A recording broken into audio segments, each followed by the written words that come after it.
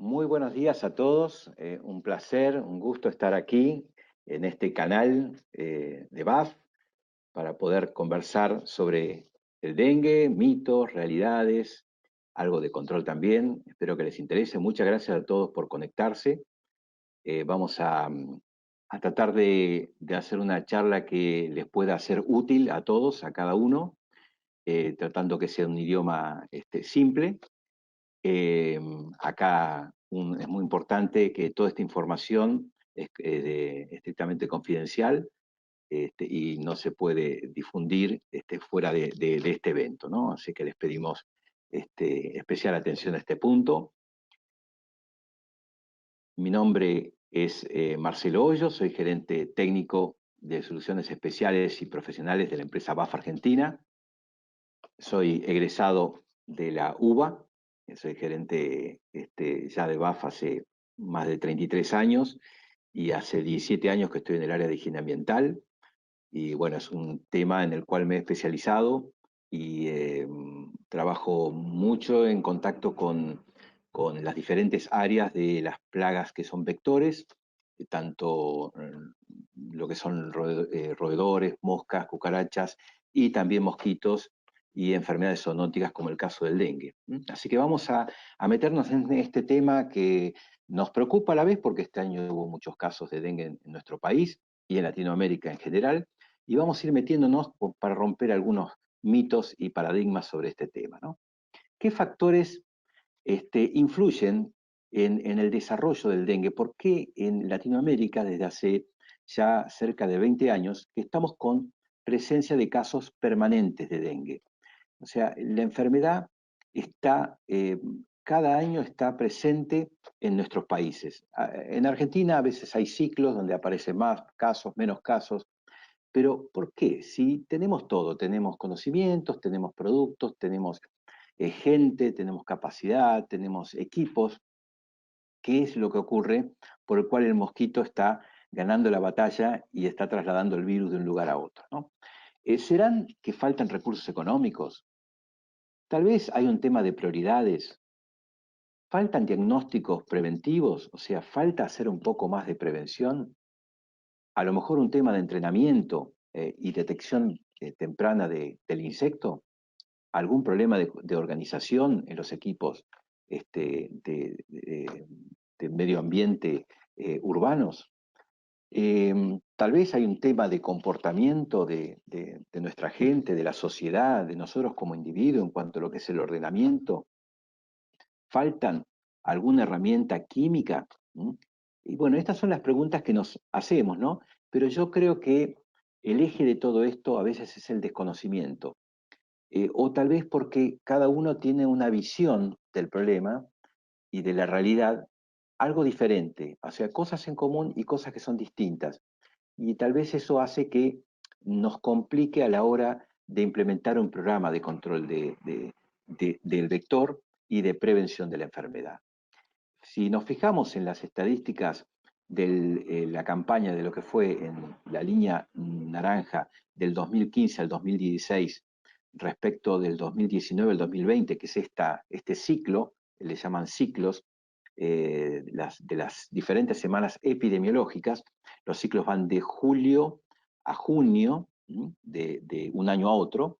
Fíjense que la ventana donde aparecen los casos de dengue son del inicio de enero hasta fines de mayo. Ahí se producen los casos reportados oficialmente de dengue en el país, ¿no? Con un pico de casos a partir de febrero con un máximo en marzo-abril, ¿no? Ahí hubo dos picos muy marcados y después cae. A finales de mayo ya prácticamente no hay casos reportados. Son casos reportados oficiales, ¿no? Pero tenemos que analizar también que para que haya un enfermo de dengue tiene que haber un mosquito vector infectado. Y el Aedes está mucho antes que la aparición de los casos. Y tal vez esto nos trae la explicación de por qué llegamos tarde a veces con los tratamientos del control del vector. O sea, si vamos a controlar el vector cuando ya estamos en el pico de casos de dengue, ya es tarde. porque ya el vector está instalado, está adaptado, está introducido en el traspatio de nuestras casas, de nuestros domicilios, están en los sitios donde hay gente. O sea, ya es muy difícil atacar al vector cuando el vector ya colonizó el lugar. Entonces, este es el primer paradigma que hay que romper, que es que, desde mi punto de vista y de la experiencia que tengo en este tema, es que hay que trabajar mucho más en prevención y en detección temprana de AEDES, que es algo que se puede hacer y está en las guías, están descritas guías internacionales como la WHO y las guías nacionales y las guías provinciales inclusive. En Latinoamérica en el año 2019, año calendario, hubo más de 3 millones de casos y 1.500 muertes. En nuestro país, el año 2020, o sea, en lo que va de este año, de enero a mayo, se reportaron 54.600 casos, 25 fallecidos, aunque 11 están en investigación, el origen de esos fallecimientos, que se adicionan a los 25, ¿no? El ciclo de la semana epidemiológica 31 a la 23 de este año ya totaliza 88.600 casos, con lo cual supera ampliamente el problema de brote epidémico del año 2015-2016. Los serotipos de dengue, de virus del dengue que se han presentado en nuestro país son el 72% de, dengue, de DEN1 y el 26% de DEN4. Por lo tanto, son dos principalmente los serotipos que están circulando en el país. Esto ahora voy a mostrar qué importancia epidemiológica tiene. Para que veamos ya cerrado el ciclo epidemiológico del dengue, pueden ver cómo se distribuyen los casos en las distintas regiones. El tamaño del círculo y la superficie son la cantidad de casos confirmados y probables, pero es interesante ver cómo se alinean en función de las rutas de ingreso del norte de nuestro país, de Brasil y de Paraguay y de Bolivia, y también cómo se alinean a las rutas argentinas. La ruta 9, la ruta 8, la que va hacia el norte, la que va del norte que va hacia Bolivia. O sea, hay un patrón de comportamiento, y si se analizan estos mapas en el tiempo, se puede detectar cómo ingresa la enfermedad o cómo ingresa el dengue al país, ¿no? Cómo comienzan los primeros casos. Obviamente Buenos Aires recibe todo, recibe vuelos, recibe transporte público que viene de otros países, también con casos importados. Recordemos que Argentina, si bien hay zonas endémicas en el norte de nuestro país, donde hay casos prácticamente todos los años, pero en general se comienza con ingreso de casos importados y después se aparecen los casos autóctonos, que es lo que más nos preocupa, porque un caso autóctono significa que la persona se enfermó, se contagió de un insecto en su ambiente de vivienda, por ejemplo, ¿no? ¿Esto qué ocurrió? Esto en el año pasado, en agosto, el 15 de agosto de 2019, la OPS avisó de esto. En un comunicado, eh, avisó que esto podía ocurrir, que esto se venía un brote epidémico importante en Latinoamérica. Entonces ya nos habían dado una alarma, fíjense que mucho antes que empezaran los casos y algo antes de que empezara el Aedes a colonizar fuertemente las viviendas, ¿no? Entonces, se puede trabajar de una manera más preventiva, más proactiva. Ahora bien, otro concepto que está muy arraigado en la población, ¿no? Cuando mencionamos la palabra mosquito Aedes, lo primero que se nos viene en la mente, ¿qué imagen es? Es la del adulto, que es ese mosquito oscuro, molesto, que prácticamente no se lo escucha, que la picadura es muy fuerte, que tiene esas patas con franjas blancas, el cuerpo que tiene en el tórax tiene una especie de lira, para aquellos que tienen muy buena vista, y bueno, prácticamente no es el mosquito común que vuela en hordas y que nos llena la cabeza de picaduras, sino que es un mosquito que tal vez no se ve en tanta cantidad, no se siente. Pero hay otra imagen que nosotros como profesionales tenemos que visualizar. ¿Qué es esta? Este es el huevo de Aedes. Este tiene 1 milímetro de longitud y está probablemente en estos momentos en todos nuestros patios, o en la mayoría de nuestros patios, es probable que tengamos huevos de Aedes colonizando algunos recipientes que no hayamos podido sacar, o recipientes naturales. Entonces, tal vez deberíamos enfocarnos más a nivel proactivo, digamos, a esta estructura que está actualmente, en pleno invierno, está actualmente activa, o sea, está allí, que es la que va a originar las poblaciones de primavera, verano y otoño. Además del vector de dengue, de la enfermedad del dengue, es vector también en la Aedes de Zika, chikungunya y fiebre amarilla. Entonces, ¿qué es el dengue? Es una enfermedad viral aguda, es una considerada zoonosia, o sea, enfermedades que se transmiten a través de los animales. El vector es la hembra de Aedes aegypti, que es la única que puede alimentarse de sangre para alimentar justamente a los embriones y poder generar huevos después viables.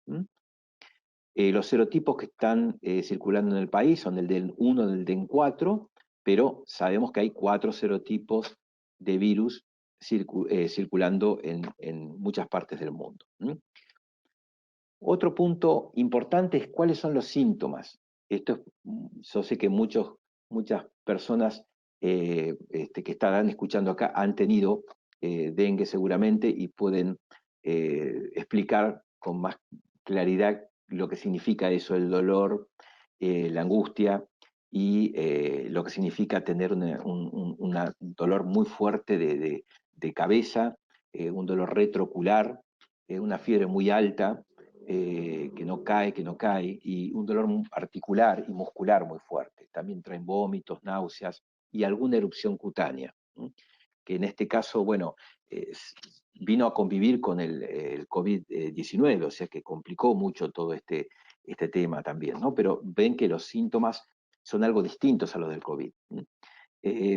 También esto se produce cuando una persona sana es infectado a través de la picadura del mosquito Aedes hembra, que está con el virus activo en su aparato bucal, en las glándulas salivales, que es ahí donde se replica el virus y permanece activo durante el resto de la vida del insecto. Ahora, de esos 4 serotipos que vimos, ese mosquito hembra puede tener uno de esos 4, y la persona, si contrae el DEN 1, que es el más frecuente, queda inmunizado de por vida a ese serotipo. Con lo cual, esa persona, si es picado nuevamente por un mosquito hembra que tiene ese mismo serotipo, no va a tener ningún tipo de manifestación clínica. Queda inmunizado de por vida. E inclusive puede quedar inmunizado de manera temporaria para los otros 3 serotipos, pero es de una manera temporaria, algunos meses. Después queda muy vulnerable. ¿Para qué? Para lo que es la otra forma de la enfermedad, que es el dengue hemorrágico o el shock de dengue, que esa persona que ya tuvo dengue y después en otro momento es picado por un mosquito hembra que tiene otro serotipo al que él está inmune, se genera algo mucho más serio, más grave, que son la posibilidad de tener un dolor abdominal muy intenso, vómitos constantes, hemorragias y trasvasación de plasma. O sea, el líquido por el cual está compuesto la sangre se sale de sus capilares, ¿no? Y eso es grave porque eso necesita hospitalizarse. Y es el factor que genera más casos de muertes en las personas, ¿no? Es una nueva infestación, pero de un serotipo distinto al anterior. Queda muy vulnerable. Por eso hay que cuidarse. La persona que ya tuvo algún caso de dengue, hay que protegerse para evitar cualquier otra picadura con una hembra que sea portadora de otro serotipo. Muy bien. Entonces, vamos a entender cómo, con un cuadro muy simple, cómo se transmite de uno a otro. Yo digo que para que haya una hembra portadora del virus, tiene que haber una persona portador del virus a lo cual haya contagiado o infectado a la hembra sana, a la hembra que no está infectada. En general los mosquitos emergen de los criaderos adultos y salen a picar, pero no son portadores del virus, aunque en laboratorio se ha encontrado que pueden tener el virus los adultos que emergen de huevos antes de picar. O sea, eso se ha visto en laboratorio. Pero a nivel terreno, el mosquito nace sano. ¿Cómo se infecta? Picando a una persona enferma. Por eso, la persona que está enferma hay que aislarla muy bien, para que ningún otro mosquito Aedes hembra pueda picarlo. Y por el contrario, el mosquito ya con el virus infectado, ahí sí se produce la propagación de la enfermedad a picar una persona sana, ¿no? Entonces, esto es un ida y vuelta, ¿no? El hombre infecta al mosquito, hembra, y el mosquito hembra infecta a hombres sanos. Es un poco así la realidad, cómo sobreviven el virus y también el mosquito, ¿no? Para controlar mosquito Aedes, ¿por qué decimos que es difícil, no? Porque si fuera tan fácil, no tendríamos tantos casos de dengue. Porque pienso personalmente que todo lo que es control de vectores requiere mucha capacitación y muchos conocimientos. Y por otro lado, buena organización. Se necesita nivelar la información, ¿no? A todo nivel, tanto de la gente de salud, la gente de control de vectores, de un municipio principalmente, comunicar con claridad y hacer participar a la sociedad, con no confundirla, con cosas bien claras, las responsabilidades que tiene cada uno, la participación de las ONGs, que es muy importante en toda actividad social. Se requiere una articulación público-privado en los programas de control de largo plazo, generar índices para estar a tiempo con la prevención, eso lo voy a mencionar después. Qué importante es el índice. Sin índices es muy difícil hacer gestión. ¿Cómo medimos? Y si hay muchos mosquitos, hay pocos mosquitos, no. Eso hay técnicas para evaluar la presencia de mosquitos, que eso está documentado y está perfectamente explicado en las guías. Los traspatios son complejos. Hay muchos problemas de ordenamiento y aún en un traspatio o en un jardín o un patio de una casa que esté ordenada para nosotros, puede ser un lugar de lujo para una Aedes también. Porque a veces vemos nosotros y pensamos que son recipientes que tienen que tener determinada forma o que tienen que tener agua. Y por ahí un recipiente puede ser una planta que acumula agua en su interior, o un techo, ¿no? O una cinguería, o una canaleta, o algo que no vemos, que no alcanzamos a ver. O sea que puede haber situaciones que se escapan a la vista, ¿no? Es verdad, el Aedes tiene una biología muy completa, tiene un ámbito acuático, un ámbito terrestre. Eh, y el mosquito tiene una gran resistencia a diferentes tipos de ambientes, tanto temperaturas como climas en general, ¿no? Puede soportar el huevo sequías bastante prolongadas, ¿no? El mosquito puede estar entre nosotros y no lo detectamos a tiempo, ¿no? Entonces, todo esto es lo que tal vez puede explicar por qué es difícil controlar la Aedes, ¿no? Cuando hablamos de municipios, la clave en la prevención de Aedes y dengue, que van de la mano siempre, son los conocimientos a partir de nivelar la información entre diferentes áreas, instituciones, los medios de comunicación también, cómo deben ayudar, colaborar de manera proactiva y positiva, cómo generar mapas de riesgo, esto lo voy a mostrar más hacia el final, cómo se generan índices larvarios, datos, y cómo se hacen diagnósticos de situación, por dónde empezar. Y para eso necesitamos que los equipos estén organizados. Entonces, que haya un comité de crisis, pero no en el momento que se producen los casos, sino antes, muchos meses antes, ¿no? ¿Cómo se optimizan las herramientas químicas, culturales, físicas? Los recursos. ¿Tenemos recursos necesarios para montar un programa de control o no? ¿Alcanzan? Tiene que ver mucho con la planificación de presupuestos, si no uno salimos corriendo a buscar herramientas de control y llegamos tarde porque las compras generalmente se dilatan, no llegan los productos en el momento que uno los necesita, y cuando llegan, ya el proceso, ese estadio de desarrollo de la plaga ya pasó.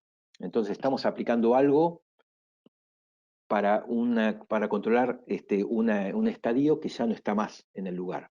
Entonces fíjese cómo a veces podemos invertir un recurso económico en algo que no va a tener un resultado. Entonces, cuando hablamos de conocimientos, ¿qué es lo que hay que tratar de conocer? ¿Qué es la fortaleza y la debilidad del mosquito? Porque el ciclo del mosquito lo podemos bajar de internet. Hay centenares de páginas que explican videos cómo es el ciclo. Sí, pero tenemos que ver qué nos dice eso. ¿Cómo logra sobrevivir en nuestros ambientes? ¿Qué relación hay entre el ambiente y el insecto? Entonces, cada casa, cada vivienda va a tener un código distinto, porque el mosquito va a adaptarse a ese ambiente, a ese microambiente. Conocer cómo influye el hombre. El hombre son nosotros, todos, como individuo y sociedad, en el ambiente, desde el ordenamiento, la limpieza, desde el conocimiento, desde la toma de conciencia. Conocer qué estrategias existen de manejo, tanto las fortalezas, las habilidades o alcance de cada eficacia de un herbicida, de un insecticida residual, de un insecticida de volteo o termoniebla. Cada uno tiene fortalezas, debilidades. Entonces es muy importante entender eso también y conocer cómo se relaciona el mosquito con el dengue. A veces hablamos del dengue y el mosquito queda de un lado, y a veces hablamos del mosquito y el dengue queda del otro lado. No, son dos cosas que tienen que estar muy unidas, porque una trae como consecuencia a la otra. No lo podemos separar eso. Entonces hay que trabajar con equipos muy interdisciplinarios, ¿no? Y hay aspectos, disculpen, de la biología, dicho por los científicos, que aún desconocemos. Hay un estudio que menciona, hecho por la Universidad de Buenos Aires, el grupo GEM, que hay prestigiosos investigadores allí, donde ya empezaron a bajar las líneas donde el mosquito se puede desarrollar perfectamente. O sea, ya no es un insecto de hábitos tropicales o subtropicales, ahora ya está en zonas templadas. Entonces, están ya adaptándose a climas como el de Buenos Aires, el AMBA, que antes no era tan común. Y antes el mosquito aparecía en enero, febrero, en nuestra latitud, en AMBA, y ahora aparece en diciembre, ¿no? Entonces, eso es lo que hay que estar atentos, cómo se va modificando el insecto con los años, y no quedarnos con la bibliografía de décadas atrás tal vez, ¿no? Entonces, volvemos a que son las dos caras de la misma moneda, ¿no? Que es el vector. El vector tiene esas dos caras. ¿Qué necesita Aedes para desarrollarse? Dos cosas.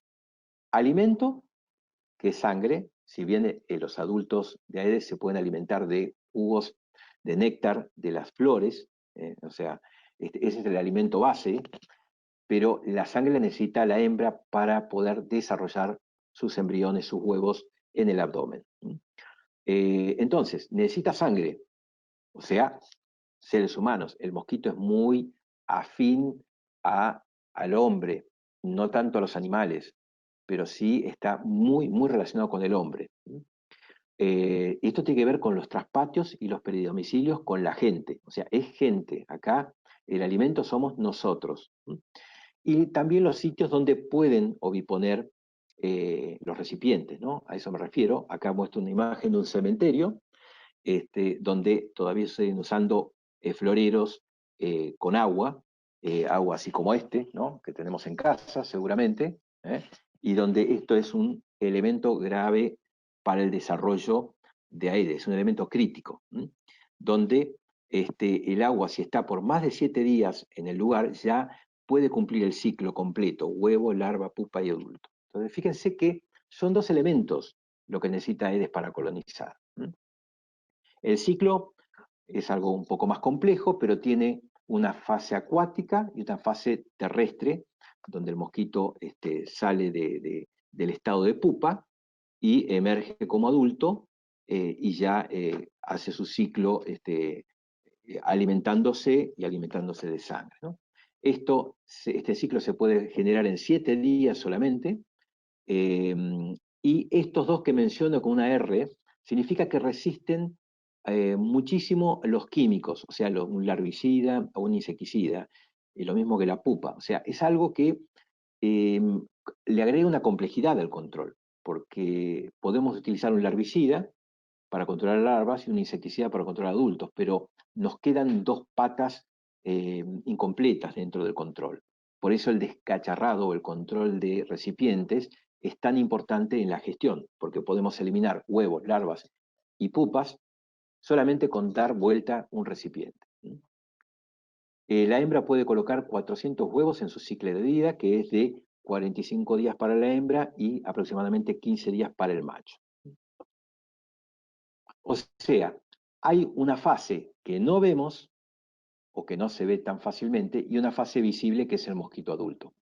Recordemos que cuando vemos el mosquito adulto ya hay una fase muy importante que tiene que ver con la parte de los criaderos que está instalada en la vivienda. Entonces, si ponemos esto en una pirámide, vamos a ver que la parte de los criaderos, los huevos, están junto con las larvas y las pupas, representan el 95% de la población y el 5% es lo que realmente vemos. Por eso es muy importante cambiar la forma en que nosotros vemos al insecto y tratar de darle una visión un poquito más integral, conociendo su biología. Bueno, toda plaga tiene puntos fuertes y puntos débiles, ¿no? Y en estos años estuve trabajando bastante en el campo, en una experiencia que estamos haciendo en una localidad, en la provincia del Chaco, que ahora lo voy a comentar en detalle, y estuvimos tratando de ver cuál es el hábito del mosquito más vulnerable, ¿no? La parte vulnerable del mosquito es que por las noches realmente se posa sobre determinadas superficies, ¿no? O durante días de mucho calor o mucho frío, o durante días de mucho viento, el mosquito se posa en determinadas superficies. Ustedes lo podrán ver en sus viviendas también, en los jardines, que cuando hay viento, generalmente el mosquito no se mueve y cuando para el viento, ahí empieza a salir. Entonces, hay lugares de protección que ya conocemos dónde están. Y ese es un punto débil y fuerte a su vez para el control. Y el otro es los criaderos, que son los recipientes donde la hembra, después de picar a un ser humano, se va a trasladar y va a quedar durante 12 horas allí esperando terminar de madurar los huevos y hacer la colocación. O sea, hay 12 horas que tenemos a la hembra en un lugar quieto, cerca de un criadero. Entonces, los mosquitos son muy sensibles a las altas temperaturas, el adulto principalmente, y a las muy bajas temperaturas, siempre hablando de adultos, ¿no? No vuelan si hay mucho viento. Necesitan agua para iniciar el ciclo, o sea, los huevos eclosionan una vez que se humedecen. Si están secos, no hay eclosión. Tienen una alta capacidad reproductiva y tienen el 90% de los nacimientos. O sea, todos los huevos que coloca, la gran mayoría eclosionan. Entonces, si vamos a ese sitio, ese punto débil del mosquito, que es el lugar que se queda quieto, hay un estudio hecho a nivel internacional donde analizaron los tiempos que permanecen las hembras y los machos también, adultos, las hembras en el caso de los criaderos y ambos en casos donde pasa la noche o donde hay viento, frío y calor. Y esto está muy interesante porque permite ubicar esos sitios y no solo ordenarlos, sino también por ahí hacer un control con algún insecticida específico residual. Las, eh, las, los huevos de Aedes pueden permanecer hasta más de un año viables.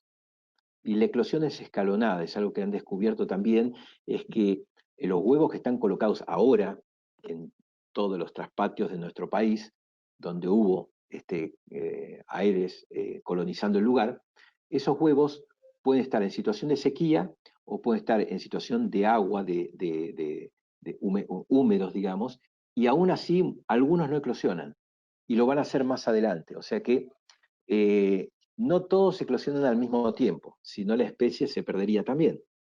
O sea, si viene una lluvia y después viene una sequía, todos los huevos que nacen, esas larvas se morirían después por la sequía, pero la naturaleza les dio esta capacidad para decir, vamos a eclosionar de manera escalonada, para poder soportar todos estos periodos de humedad y sequía, ¿no? Entonces, ya un solo mosquito puede transmitir dengue, la enfermedad del dengue, a una persona infectada, ¿no? Siempre que el mosquito esté en su etapa de infectividad, ¿no? El mosquito es inantrópico, o sea, convive con nosotros, está cerca donde está la sangre, donde está el hombre, y eso es el intradomicilio, o sea, dentro de casa, y en el traspatio, en el peridomicilio. Cerca de la vivienda, ¿qué consiguen? Sangre y recipientes, criaderos, o sea, tienen todo, no se tienen que mover mucho de ahí. Por eso hay muchas preguntas, ¿y cuánto huele el Aedes? Si hay sangre y hay criaderos, el Aedes se instala y se queda a vivir ahí. Puede perfectamente ingresar a la vivienda a través de las ventanas, las puertas, y instalarse en baños y dormitorios, hay un estudio muy interesante donde se ha detectado que el 40% de los Aedes se han encontrado en dormitorios y el 20% en los baños. O sea, ojo porque pueden ingresar a la vivienda y ser totalmente infectivos en ese ambiente. ¿No?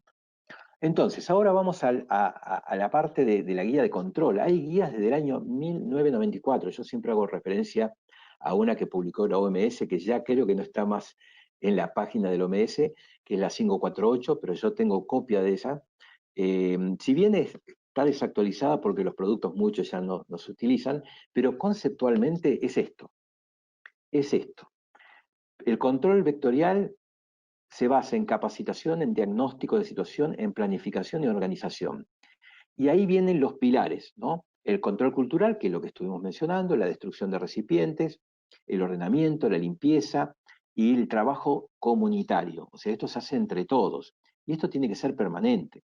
Y después en la parte química hay tres elementos o formas de controlar que no son o una o la otra. Eso lo va a definir el diagnóstico, que pueden ser el control focal, que es donde están los criaderos, que no se pueden mover, con herbicidas específicos. Hay varios en el mercado, aprobados por la WHO, que son perfectamente efectivos, ¿no? La empresa BASF tiene uno que se llama Temefos, que es desde el año 1965 que está en el mercado y que es totalmente efectivo y activo a pesar de los años, ¿no? El control perifocal, que es las áreas alrededor donde se desarrolla la hembra, alrededor del criadero, mejor dicho, y las zonas donde el mosquito pernocta, que se llaman insecticidas residuales. Ahí se utilizan productos como Fendona, por ejemplo, que también están registrados para este tipo de uso. Se llaman IRS, Insecticide Residual Spray. Después está el espacial, que es el que muchos de ustedes habrán visto en la televisión, en los diarios, que es las máquinas que producen un fogging, como una niebla, se llaman termonieblas, que aplican productos de alto poder de volteo a base de permetrinas. Esto lo que hace es bajar la población en momentos donde hay una crisis debido a altos casos de infectados, ¿no? Se llama bloqueo. ¿Mm? Entonces, estas no son herramientas que se llegan de manera aislada. Tiene que estar todo integrado en un programa que tiene que ver con esto, con la vigilancia entomológica. O sea, es saber cuándo aparece el mosquito, pero desde temprano, para encender todas las fichas las teclas que hay que tocar para poder encender todo este mecanismo de un programa articulado, consensuado, profesional, con las medidas en el momento oportuno y no aplicar porque hubo un caso de dengue, hay que hacer algo, ¿no? De químico, no, eso tiene que ver con todo un trabajo profesional de análisis. Y el otro punto es la vigilancia epidemiológica, o sea, salud tiene que avisar cuando hay un caso de dengue en el municipio y dónde fue. Entonces la vivienda esa se hace lo que se llama fase de bloqueo, con un insecticida de volteo principalmente. Entonces, hay ya guías específicas desarrolladas y que están perfectamente eh, viables, ¿no? Y que son perfectamente actuales. Entonces, esto es algo que se articula, que puede ser dinámico en el momento del año. Por ejemplo, ahora que no debería haber Aedes adulto en el ambiente por las temperaturas tan bajas, hay que trabajar en destrucción de recipientes, ordenamiento, limpieza y comunicación antes de que aparezca la primavera, porque si no ya se nos escapan. Ya la eclosión se produce y se escapa el Aedes y puede colonizar otros lugares. Bueno, ¿qué hablamos de ordenamiento en viviendas? Hay que mirar abajo y hay que mirar arriba. Las cinguerías hay que limpiarlas, los maceteros, los troncos de los árboles también ahuecados pueden ser un criadero perfecto para Aedes, natural. Fíjense, esta imagen es bastante fuerte porque muestra en muy pocos metros cuadrados, tenemos 2 tanques de agua sin tapa, tenemos una zona con un traspatio totalmente abandonado y con vegetación especial para que la hembra de Aedes encuentre un criadero allí y se proteja. Y después la pileta de natación abandonada. Entonces, en una imagen eh, que no, digamos, no está sacada de internet pensando en que ya venía de algo que estaba hablando de dengue. Esto es algo que apareció una imagen y vi esto y dije, bueno, esta es la imagen ideal para mostrar cuántas cosas pueden ocurrir fuera de nuestra vista y que están perfectamente en lugares totalmente habitables, ¿no? Entonces, mucho cuidado con esto también. Hay que mirar para arriba y los techos de las casas, si uno pudiera volar y tomar imágenes de los techos de las viviendas y vamos a encontrar muchos lugares de este tipo, tal vez no tan graves como este, pero con recipientes y con elementos que son fuente de acumulación de agua. Entonces, el control químico no hay que salir a aplicar cosas de manera reactiva.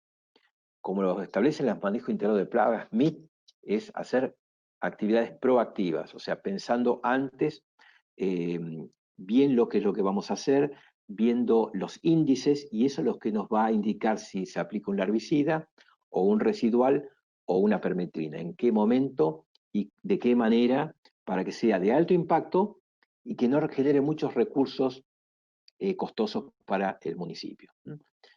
Esto, lo único que traté de ejemplificar es que si hacemos todo de manera articulada, ordenada y conociendo bien el lugar, podemos que la suma de todas las acciones en el momento que corresponda y cuando corresponda, podemos tener efectos sumados, articulados de manera positiva. Esto es lo mismo que comenté antes, nada más que un poquito más descrito con palabras.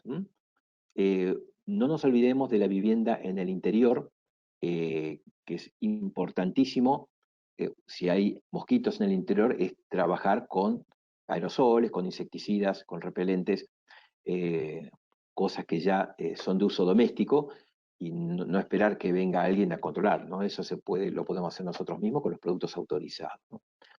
Y este manejo también, que es las estrategias culturales y químicas, que es lo que expliqué un poco antes, ¿no? Nada se hace de manera reactiva, sino se hace todo de manera planificada para que cada acción tenga un impacto positivo sobre la plaga, sobre el vector, y que la suma de todas ellas genere esa caída en la presencia del dengue, del Aedes y con consecuencia del dengue. Cuando queremos ubicar zonas, y bueno, donde el mosquito busca criaderos o busca pernoctar, es debajo de zonas húmedas, protegidas, como esto que es un lugar donde hay canillas, acá una canilla abierta, este es un lugar húmedo, donde puede haber criaderos también. Una canilla que gotea puede ser un perfecto criadero o un cruce de desagües. Eh, o estos sitios donde hay acumulación de chatarra, las cubiertas es el elemento número uno, o sea, si hay que buscar en un municipio el lugar donde pueden estar presentes larvas de Aedes, es en lugares donde hay acumulación de cubiertas. Este es inclusive muchas especies de mosquitos se han difundido en todo el mundo a través del comercio internacional de cubiertas usadas. Las rejillas. Las rejillas también son lugares donde se acumula agua. Y, pero bueno, después viene el agua de lluvia y lava todo. Bueno, lava, pero es un criadero. La hembra lo va a considerar como un lugar de cría. O sea que va a invitar a la hembra a instalarse en una vivienda. Esto es lo mismo en los lugares donde el mosquito puede asentarse. Y acá el trabajo que se viene haciendo durante muchos años en control vectorial en el municipio de Concepción del Bermejo del Chaco, es un municipio de 10.000 habitantes, 2.000 viviendas urbanas, en una zona endémica de, bueno, de Chagas, dengue, bueno, la situación de esas localidades que tienen que afrontar estas contingencias, ¿no? De estas dos zoonosis claves. Ahí se hizo un trabajo de articulación público-privada de BAF con el municipio entre los años 2010 y 2015, y se hizo todo lo que es la guía de la WHO, de la Organización Mundial de la Salud, se hizo específicamente ese trabajo de articular, ¿no? Y de capacitarse. Y es así como se generaron grupos de trabajo interdisciplinarios, discusiones, mate de por medio, algunos bizcochitos ahí también y facturas, y a aportar ideas y a nivelar conocimiento. Aquí está el intendente, con gente del Consejo Deliberante, Julio Silvero, que es la persona del municipio que hace el trabajo operativo, y acá en capacitaciones enseñando a usar los equipos también, ¿no? A veces me toca asistir a municipios tal vez más pequeños, donde establecemos lo que se llama mapa de riesgo y ayudamos a las áreas de medio ambiente, de zoonosis, a ver cómo focalizar y la detección temprana. Entonces nos fuimos al cementerio y encontramos esta realidad, ¿no? En los recipientes donde la gente utiliza para poner agua a los floreros, ahí era un lugar donde podía también la hembra utilizar de criadero, como estos lugares, más los floreros que acá ya habían larvas. O sea, era un tema preocupante porque ya en el cementerio ya teníamos larvas de Aedes. Esto es una pileta de natación en la zona donde yo vivo actualmente, donde podemos ver cómo el agua que quedó acumulada durante el otoño y el invierno genera larvas. Genera larvas. Pueden ser larvas de Aedes, pueden ser larvas de Culex, de otras especies de mosquitos, pero es una invitación al mosquito a colonizar. Cuando decimos vigilancia entomológica, tal vez no se requieren lupas de ese tipo como se ven allí. Lo único que se necesita es una buena organización, es trabajar visitando viviendas, que ya hay una metodología para eso, que se utiliza en Concepción del Bermejo, y se analizan los recipientes que contienen larvas, ¿no? Y se establece lo que se llama índice de Breton.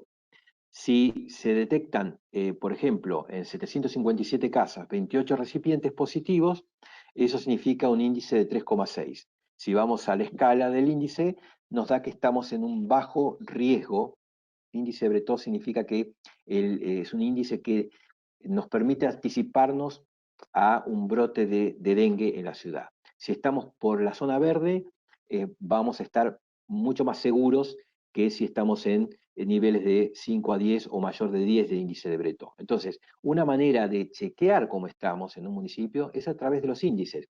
Y esto se hace con un mapeo de la ciudad y se establece a partir de las guías, indican qué cantidad de muestreos hay que hacer en función de la cantidad de viviendas.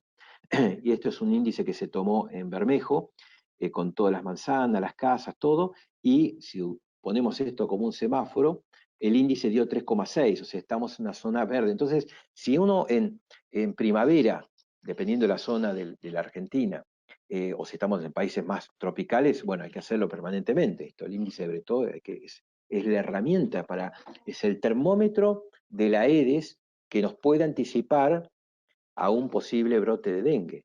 Entonces, si ya en octubre, noviembre o diciembre, dependiendo de la zona, ya podemos medir el índice de Breton, ya nos puede ayudar a desencadenar todas las estrategias culturales, físicas y químicas que mencionamos antes, ¿no? Em, Cuando decimos vigilancia entomológica, gomerías, chatarrerías, plazas, hospitales, escuelas, terminal de ómnibus, puentes internacionales, lugares donde viene gente de otros países, ¿no? O terminales, cruces de rutas, paradores, peajes, bueno, todos esos lugares son los que habría que monitorear, ¿no?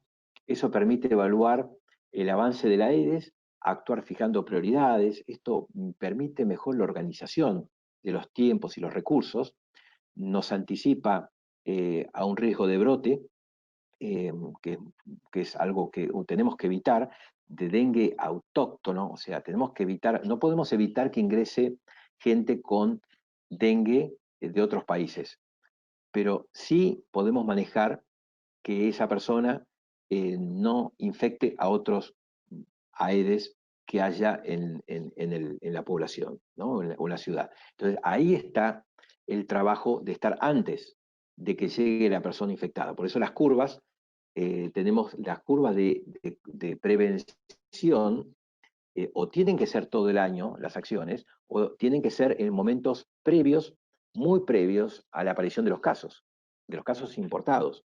Entonces, si los casos importados aparecen en enero, nosotros tenemos que trabajar en octubre, noviembre, diciembre, o inclusive ahora en invierno, para destruir los cacharros, ¿no? Eh, y esto con una buena previsión permite planificar, no salir corriendo, permite hacer presupuestos, saber qué necesitamos, qué hay que comprar, qué cantidades, porque es más fácil y más económico controlar poblaciones bajas que controlar una ciudad con poblaciones muy altas.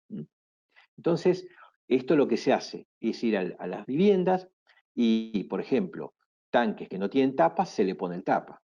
Es algo muy simple. Hay muchos lugares en nuestro país que no hay agua corriente, entonces se acumula agua de lluvia en estos bidones, y estos bidones son fuente de cría de Aedes. Entonces se explica cómo proteger y evitar que la Aedes esté allí. El ordenamiento, los programas que hacen en Concepción del Bermejo, cuando hablamos de ordenamiento, es muy fuerte esto, pues botellas, recipientes que se pueden perfectamente retirar de una vivienda, las cubiertas, las pavas, todo lo que hay tirado tiene que ser recolectado. Esto es una pileta de lona que se encontró en una zona céntrica de Bermejo y se detectaron larvas ahí mismo. Entonces, pequeños residuos que pueda haber en una pileta pueden ser un lugar espectacular para un Aedes para poder multiplicarse. Después, equipos organizados con planillas que evalúen los índices. Y lo más importante de todo es la participación de la comunidad. Los niños de las escuelas son grandes, digamos, impulsores de buenas prácticas y aprenden muy rápido todo esto y pueden ayudar más que nada en la divulgación de los buenos hábitos de ordenamiento y limpieza, y pueden hacer un cuestionario y pueden a su vez buscar y recolectar algunas larvas que encuentran, que se colocan en un recipiente y se llevan al municipio para que sean evaluadas después si es Aedes o no. ¿Mm? O sea que la acción de los chicos, esto fue hace muchos años y se viene realizando igual todos los años, esto lo realiza Julio Silvero, el mismo que hace el control del vector, también va a las escuelas y hace capacitación, y lo pongo muy de manifiesto porque estos niños tal vez en 10 años ya tengan tal vez 20 años de edad y no hay que explicarles nada, ya lo saben todo. Y a lo mejor alguno de ellos será el intendente, el consejo deliberante, o será el director de una escuela, o será el director del hospital. Y no habrá que explicarle qué es una zoonosis, qué es el Aedes, y cómo se multiplica, y cómo hacer para prevenirlo. Entonces, nivelando y educando a las generaciones futuras, digamos, que van a ocupar cargos importantes en el futuro, uno eleva el nivel de conocimientos de una comunidad y eso hace que no se vuelva hacia atrás, que se avance de manera más contundente sobre temas de convivencia urbana en cuanto a zoonosis, ¿no? Y de las cosas proactivas que se pueden hacer a partir del conocimiento, ¿no? Bien, como resumen, haciendo un apretado resumen, importante es entender que Aedes tiene puntos débiles y uno de ellos es que se posa en determinados sitios protegidos. Y ahí es donde el insecticida puede impactar sobre las hembras grávidas. El Aedes coloniza lugares próximos al ser humano, al hombre, buscando sangre.